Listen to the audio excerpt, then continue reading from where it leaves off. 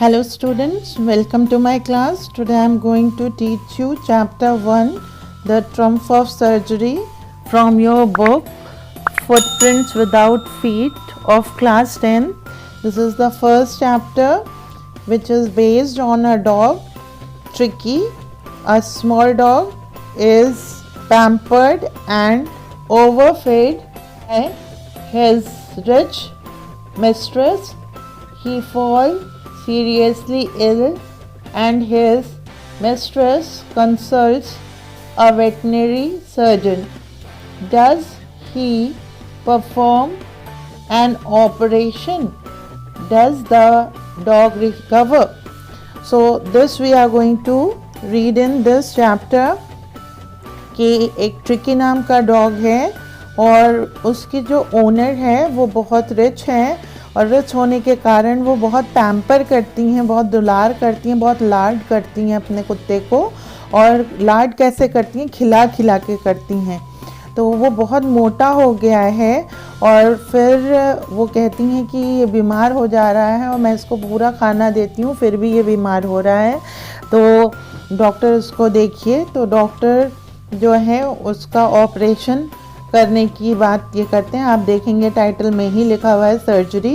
तो डॉक्टर उसकी सर्जरी करते हैं और सर्जरी करने के बाद क्या वो ठीक होता है, क्या डॉक्टर उसकी सर्जरी सच में करते हैं, ये सारी चीज़ें आपको चैप्टर में देखने को मिलेंगी। I was really worried about Tricky this time. I had pulled up my car when I saw him in the street with his mistress and I was shocked at his appearance. He had become hugely fat like a bolted sausage with a leg at each corner. His eyes, bloodshot and rheumy, stared straight ahead and his tongue lolled from his jaw. Now यहाँ पर आई कौन है? आई जो है narrator हैं जो कि doctor हैं। ओके, आई जो है डॉक्टर हैं, वेटनरी डॉक्टर। और आई थिंक नैरेटर का नाम मैंने नहीं बताया है, कि जेम्स हेरियट ने लिखा है।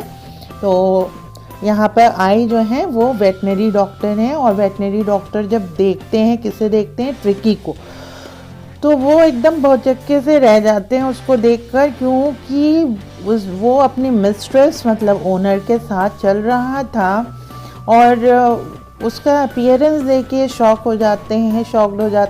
क्यों शॉक्ड हो जाते हैं? क्योंकि वो बहुत ह्यूज लग रहा था, बड़ा सा लग रहा था, मोटा सा लग रहा था। और वो बोल्टेड सॉसेजेस जो होते हैं, जो पिग के उससे बनते हैं सॉसेजेस, उन्हें खा जाता है। और सॉसेजेस जैसा देखने में प्लम्पी सा, मोटा, बिल्कुल ठुलठुला सा, मांस से भरा हुआ ऐसा लग रहा था कि सॉसेज बन गया है वो।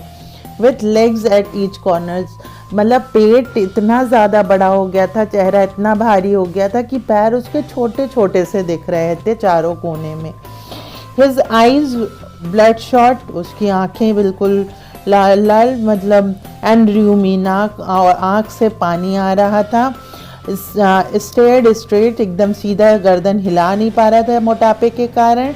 And his tongue लॉल्ड from his jaw, वो चल रहा था लेकिन चलने में उसे दिक्कत हो रही थी, तो उसकी सांस फूल रही थी, तो उसकी जो जीभ है वो बाहर निकल आई थी, लटक रही थी।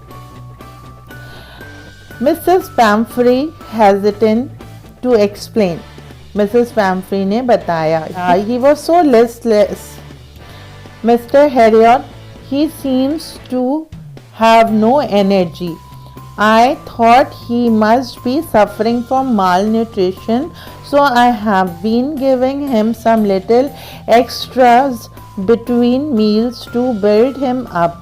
Some malt and cod liver oil and a bowl of Horlicks at night to make him sleepy.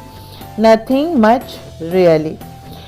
तो मिसेस पैम्फ्री उस डॉग की ओनर है, ट्रिकी की ओनर है। तो वो डॉक्टर से कहती हैं, एक्सप्लेन करती हैं कि ये लिस्टलेस है, ये एनर्जी लेस है, बिल्कुल इसको एनर्जी ही नहीं लगती है, ये तो बिल्कुल एनर्जी लेस हो जाता है। और मैं इसको एनर्जी के लिए बहुत सारी चीज़ें दे रही हूँ, क्योंकि मुझे लग रहा था कि ये भूख के मारे माल न्यूट्रिशन, इसको खाने की कमी हो जा रही है। तो इसलिए मैं इसके खाने में बीच बीच में एनर्जी ड्रिंक्स भी देती हूँ, जैसे माल्ट जो दूध में हम लोग मिलाते हैं, बूस्ट, बॉर्नवीटा, कॉम्प्लान।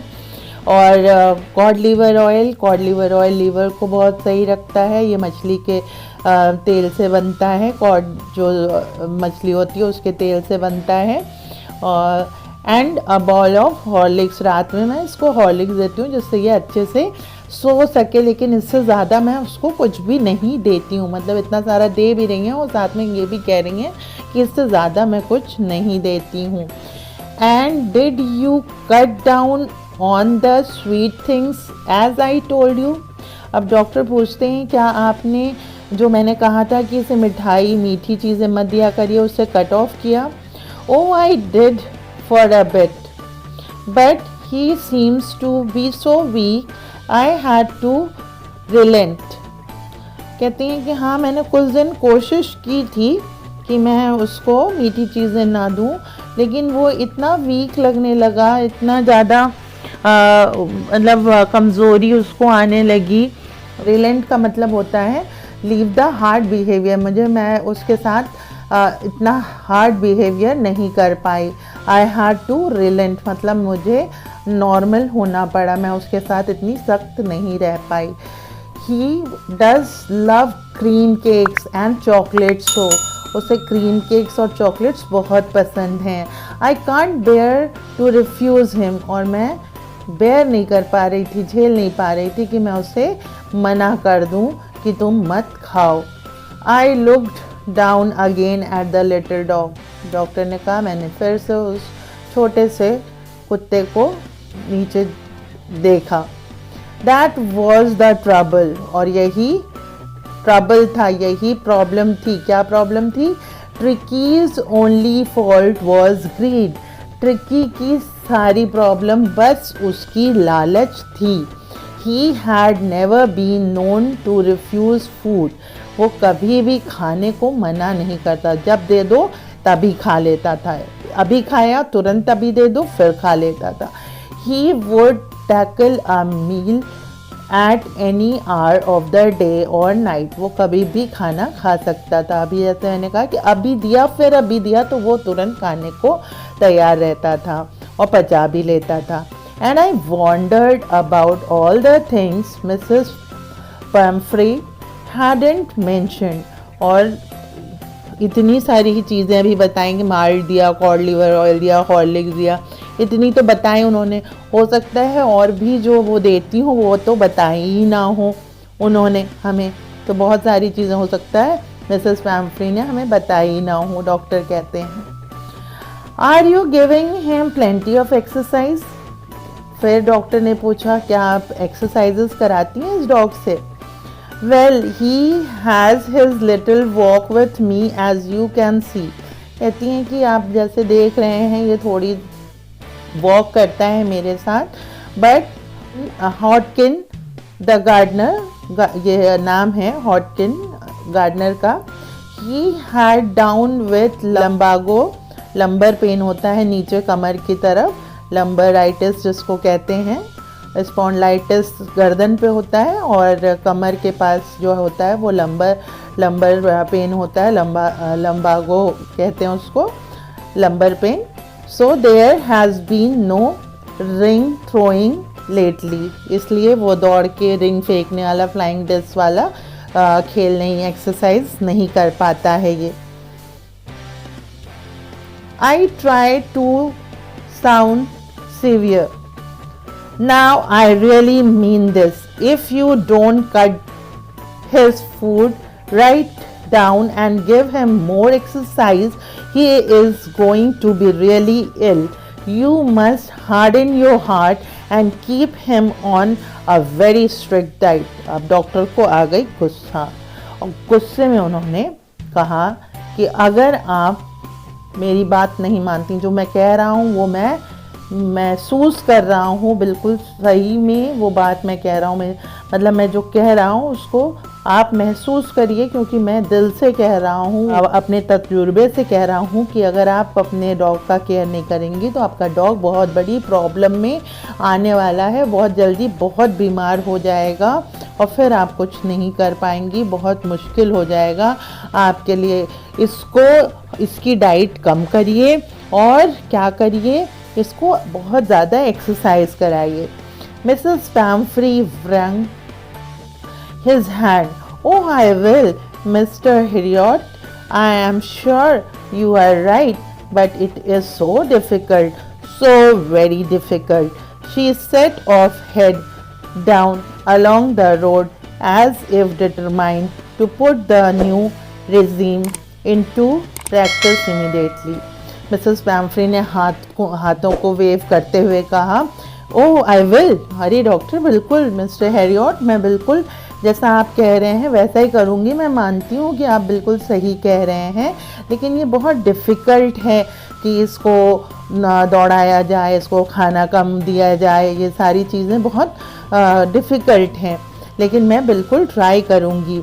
और फिर वो वहाँ से चलने लगती हैं, चली जाती हैं और वो सर झुका लेती हैं और ऐसा लगता है कि उन्होंने अपने अंदर दृढ़ संकल्प ले लिया है कि हाँ आज से मैं इसको कम डाइट दूंगी, एक्सरसाइज ज़्यादा कराऊंगी। लेकिन ये श्योरिटी है या नहीं, इसका कुछ पता नहीं है। I watch there progress with growing concern. मैं उन लोगों की प्रोग्रेस देख रहा था, जैसा कि वो था, चल रहे थे जैसे वो दोनों।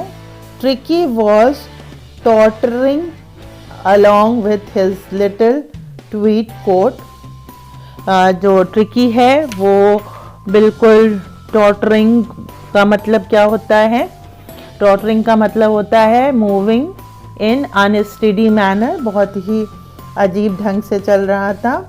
और उसने लिटिल ट्वीट कोट पहन रखी थी और he had a whole wardrobe of these coats। उसके पास तो पूरी अलमारी ही भरी हुई थी इस तरीके के कपड़ों से, और हर मौसम के लिए उसके पास कपड़े थे। इतना रिच डॉग था वो, बहुत ही लग्जरियस लाइफ जी रहा था।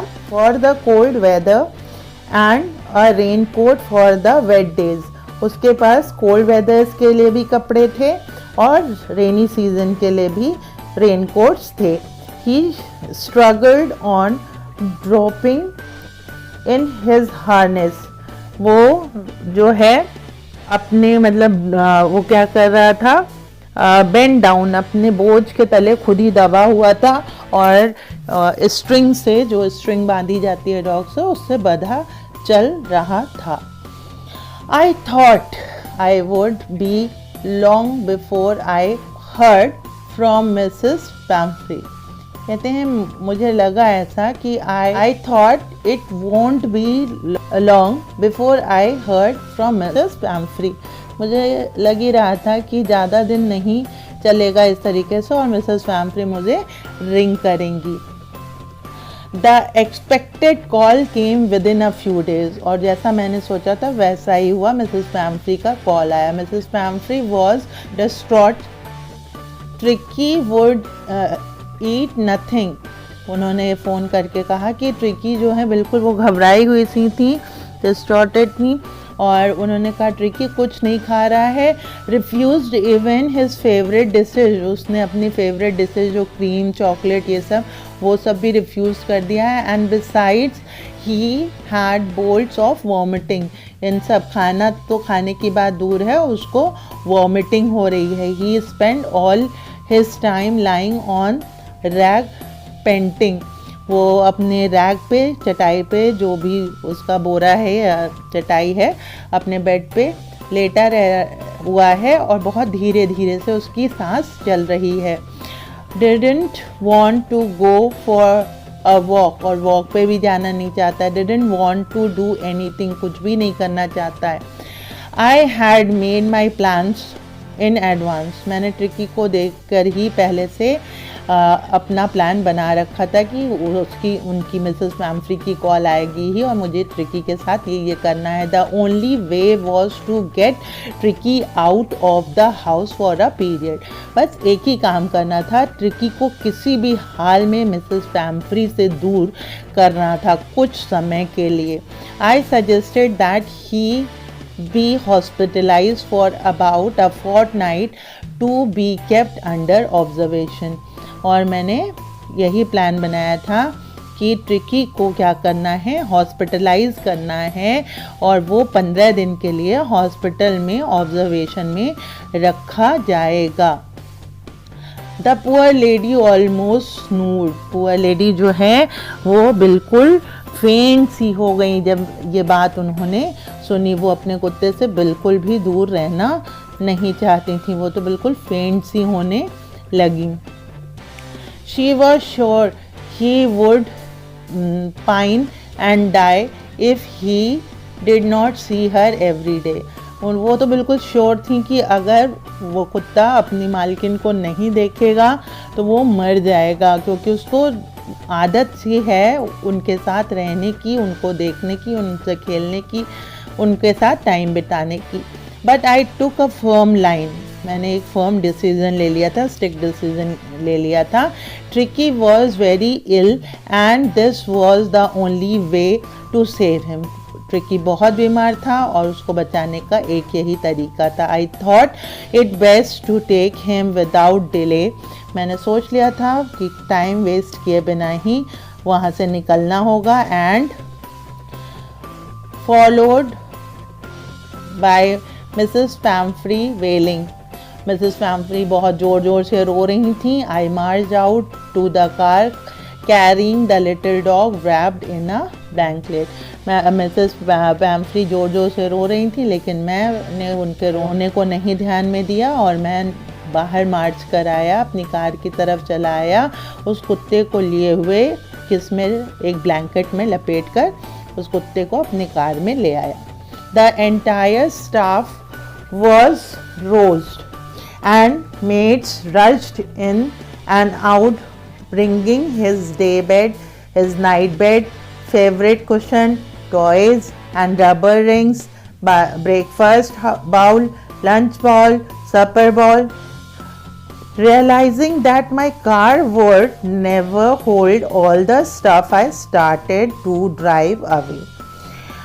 अब ये जो डॉक्टर हैं वो कहते हैं कि मैं ट्रिकी को लेकर गाड़ी में बैठ गया और मैंने क्या देखा, पूरा घर जो है, नौकर जो स्टाफ है, जो नौकर हैं, सब इधर उधर दौड़ रहे हैं। कोई डे बॉल ला रहा है, खाने का मतलब बेड ला रहा है, तो कोई उसके फेवरेट कुशन ला रहा है, कोई रिंग्स ला रहा है जिससे वो खेलता है, कोई लंच बॉल ला रहा है, कोई नाइट बॉल ला रहा है, कोई ब्रेकफास्ट बॉल ला रहा है। इतने सारा सामान मतलब लेके आ रहे हैं कि गाड़ी में रख लीजिए और उसको ज़रूरत पड़ेगी। तो मैंने सोचा मेरी गाड़ी में तो इतना सामान आएगा नहीं, और इसलिए मैं वहाँ से निकल लिया। As I moved off Mrs Pumphrey with a despairing cry threw an armful of little quotes.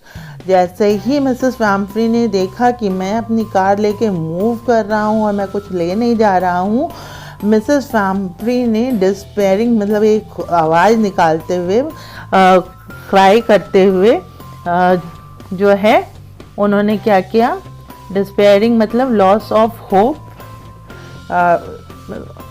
एक अजीब सा मतलब उनको जो जितनी भी उम्मीदें थी कि मेरे बच्चे को ये सारी चीज़ें मिलेंगी, बच्चे की तरह मानती थी, तो जब उन्हें लगा कि मेरे बच्चे को ये सब नहीं मिलेगा तो लॉस ऑफ होप से बहुत ज़ोर से एक चीख लगाते हुए उन्होंने मेरी कार के अंदर खिड़की के थ्रू जो है उसके कपड़े फेंक दिए। I looked in the mirror before I turn the corner of the drive, everybody was in tears. मैंने शीशे से देखा कार के, जब मैं मुड़ने वाला था, कि सारे लोग रो रहे थे। किसके लिए? ट्रिकी के लिए।